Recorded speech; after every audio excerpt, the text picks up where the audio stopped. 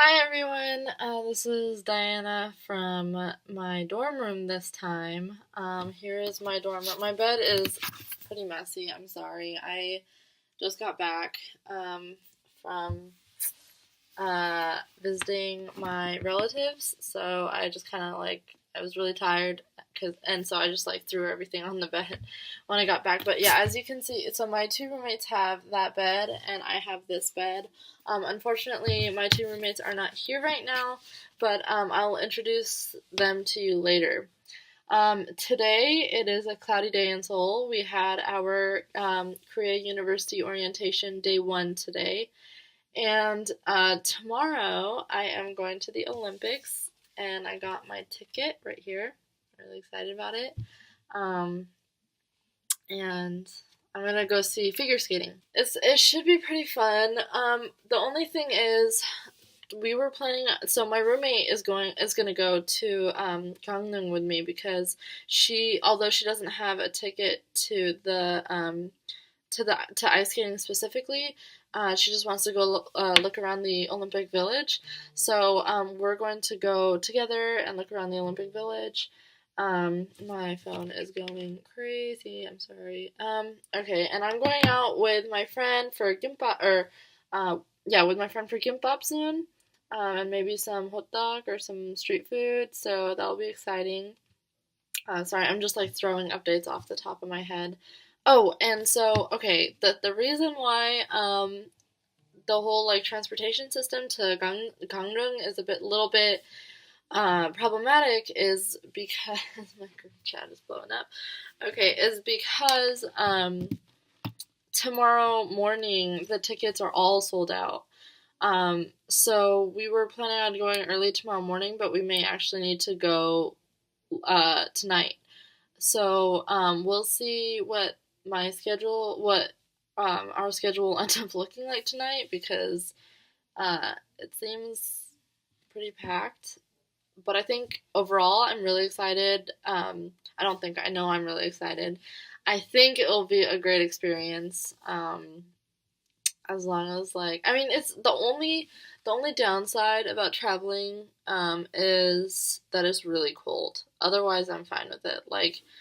Um, the reason why I say traveling is because we have to walk everywhere. Like here in Korea, there's no you can take taxis, I guess, but why would you when you can walk, I guess, and not spend all your money on taxis? So we kind of just walk everywhere.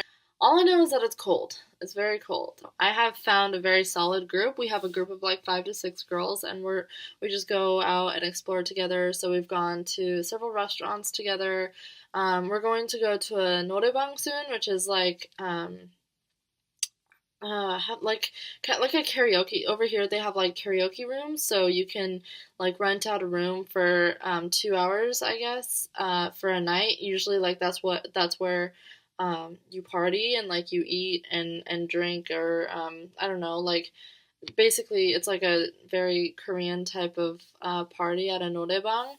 So that's what we're going to do. And also, um, what else? We Yesterday we went to Hongdae, which is known for its nightlife. Last night, and we didn't go clubbing. We decided not to do that, but we ate samgyeopsal, which is a really good pork belly. I think is what the meat is, and then um, we had lettuce, and then you have bean paste and other banchan, and banchan is side dishes.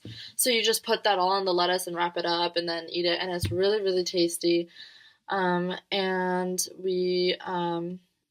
we went shopping too. Hongdae was really fun, and it was the epitome of lit. Literally speaking, it was everything was just lit up. And so many college students were on the streets, and Hongdae is just a great place for college nightlife, I guess. So we had a really good time there. It's been really fun so far. And so far I'm loving my time here. A couple of interesting things about KU right off the bat. I got here, like I said, I got here 2 days ago, and they are very concerned. I guess Korea in general, genders don't really mix. Typically, even if you have like a set, like a guy girl group, you can't really mix in the dorms. So there's a sign by the elevator that says like um, no visitations of the opposite gender. So if you're a guy, you can't have a girl visit your dorm, and then vice versa. And we were told that. So there's in this dorm, there's a guy's floor and a girl's floor, and then a guy, or that it's segregated. So if a girl is caught on the guy's floor or vice versa, that could lead to expulsion.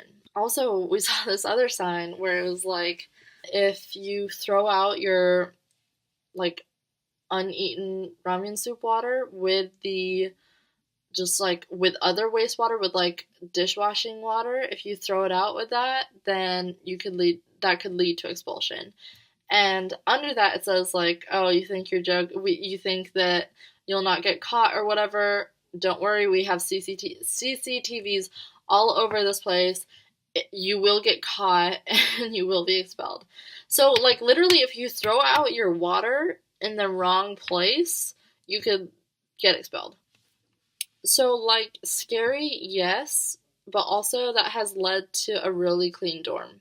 Um, I just find it interesting that this dorm like goes straight to expulsion instead of like, oh, we'll fine you, or I don't really know. I don't really know why they're like so strict about like not throwing out your ramen water with your wastewater. I think it has something to do though with they're very this is a very sustainable country, and what I mean by that is they have a very small um, environmental footprint. So they the way they do this is they just separate their trash.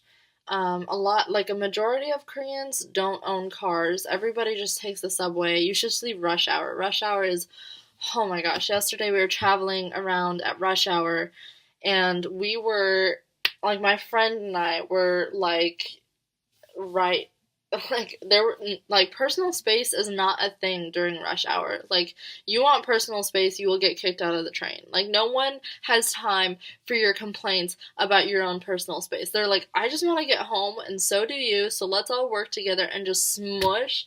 So you're literally like your face is inches away from another part or from just a stranger's face. In case you plan on coming to Korea, um, just don't, if you want your personal space, don't travel during rush hour. Or don't travel anywhere near rush hour. And rush hour is like, I'd say from like 5 to 7 p.m. Another thing is that uh, I was on the airplane, so like a little piece about the airplane ride. I was on the airplane and this one lady came and sat next to me, and so we were going the whole flight like without talking, and that was okay. Like I wasn't too worried about that. Um, and she at this one point in flight, she was this one point in the flight, she was wearing this like these big sleeves, and she put her arm down on the arm guard, and I just kind of like snuggled in my chair, right? And then I guess while snuggling down in my chair, I like kind of pulled like part of it was like a bell sleeve that she was wearing. So I guess I pulled part of the sleeve down with me as I was like settling down in my chair. And oh my gosh, she just like went like this and just pulled like dramatically. It was like some kind of Korean drama. She was just like, eh.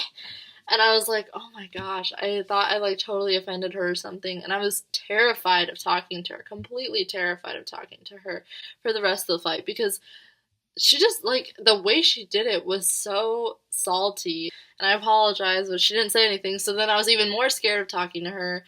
And then this one time later in the flight, she was getting up to use the bathroom or something, and she had to pull her chair up, but her chair was stuck or something. She constantly had problems with pushing it down and pulling it up. So I was like helping her with that, and then that's when she was like, "Oh, thank you." And then that's when we started talking, and turns out she was super nice. I don't know why I was afraid. I was so afraid that literally every time she would go up to use the bathroom, that's the time I would use to access my backpack, which was above in the cabinet in the cabin storage area, because I just didn't want to talk to her to ask her to like inconvenience herself so that I could get through. I was so afraid. So it turns out though, she was actually really nice. I don't know what I was afraid of. That's just a tip for any of you who might encounter somebody who, I don't know who's watching this exactly, but yeah, definitely if you are coming to Korea and you haven't experienced like a kind of scary moment, they will sometimes you will get stares. Like as an exchange student, I've gotten a lot of stares. Um, for some people it bothers them. For me, not really because I'm like, yeah, you're staring at me. Yeah, I know. I'm cool. I don't know. I really don't care too much about the stares. I think it's just they're curious. And I wouldn't say it's so much racism, even though there are situations that you might think are, um, racist encounters, which happens to anyone anywhere, really, if you think about it.